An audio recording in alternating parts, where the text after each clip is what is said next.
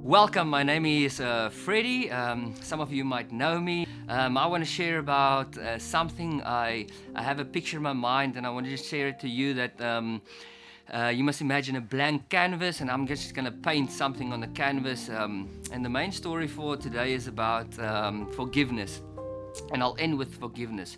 I just want to paint a little bit on a canvas about the last year or the last 6 months of my life, so you can just know where I come from. And it's always good for me to share my own personal story and some things that I've gone through. So last year was one of my one of my worst years and my toughest years of my life. And just to share a little bit, I was booked into a place last year February in Cape Town for 2 weeks. It was a wonderful place. I met so many wonderful friends. So I was booked in there, and they diagnosed me with bipolar, depression, a lot of stuff, and they put me on a lot of medicine. I came back to Namibia, and with the whole COVID thing happening, all the medicine couldn't be brought into Namibia. Went to Windhoek to someone, and then they changed all the medicine, and they sometime last year I think if I'm correct, I was on 6 or 7 different medications, and it really messed up my whole system and my whole life. And there was a point last year that the depression and the anxiety and the fear was so much that I was booked into. I just called my doctor. I said, listen, I can't cope, I just want to die.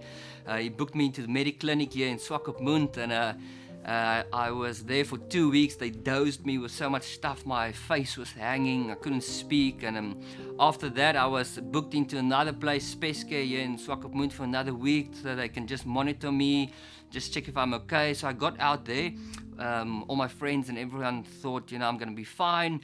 And it just escalated again. And it went on, and I think June, July last year, I was booked. It was in COVID time.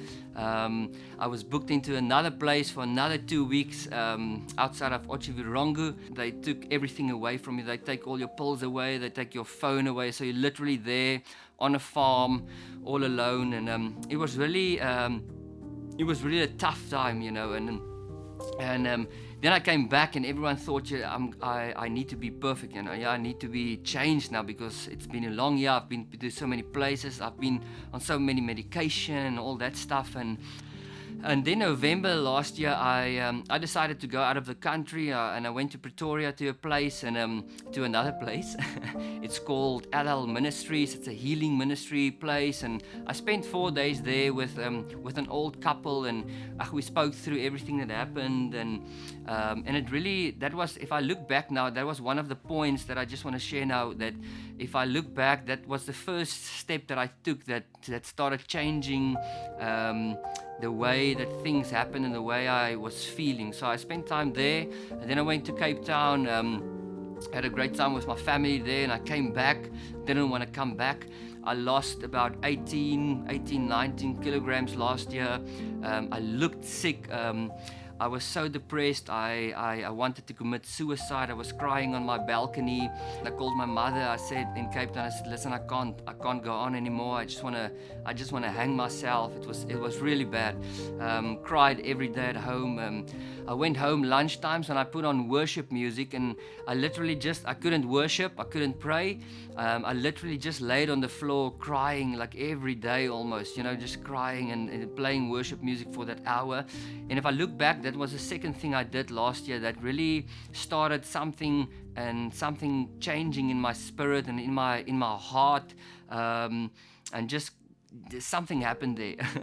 And then a third thing that happened is I was able to start somehow to train again a little bit. I started jogging a bit, and so it wasn't easy. But that was the third thing. And then the fourth thing and the last thing I want to quickly share is there was someone last year that really hurt me last year. A very good friend that really hurt me last year. And last year he contacted me 4 times and just asked me, he wants to meet with me because he's really sorry. And I couldn't reply to him. And the third time he WhatsApped me felt a bit better, and I said, I'm not ready for this. And then the fourth time I just told him, listen, if I'm ready, I'll let him know. And this year, January, I think it was January, end of January, something miraculously, if I can say it like that, happened in my life, and I started to feel a peace in my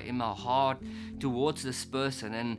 And it came to a place where I was driving, I was cycling someday, and I just felt the Lord ask me, if He can forgive me for everything I've done in my life, who am I not to forgive this person?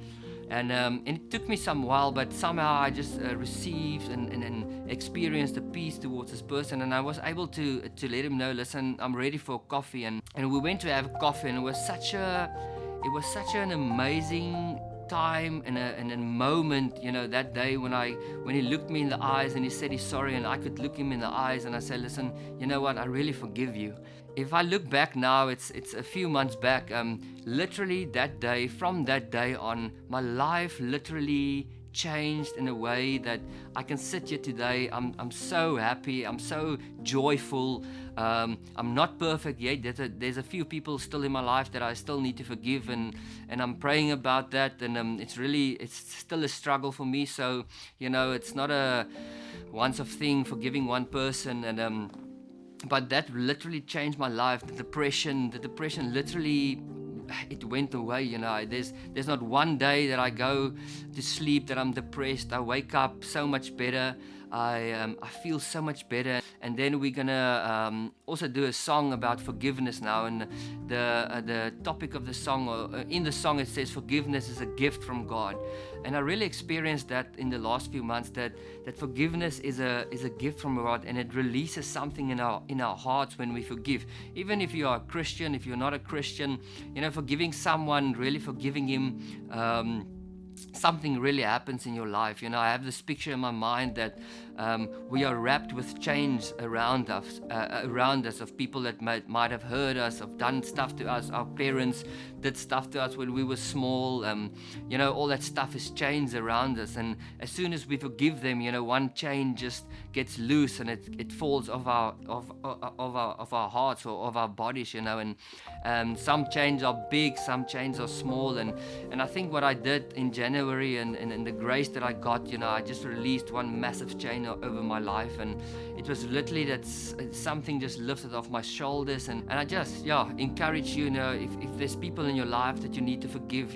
I know I can't do it myself personally. There's few people I still need to forgive, as I said, and it's really tough. I can't even pray for them at the moment, but I'm trusting the Lord, and I'm trusting that I'll get to a place where I will be able to forgive them, because it's literally still changing my life. It's changing my life. I don't want to see them, and I want to drive past them. It's still this thing, but I'll get there, and I hope this encourages you, just to get to a place that you also maybe write down who the people is and pray about it, and let's hope and pray that God will be able to give you that gift, to forgive them, not because of them, but because of yourself, to get free.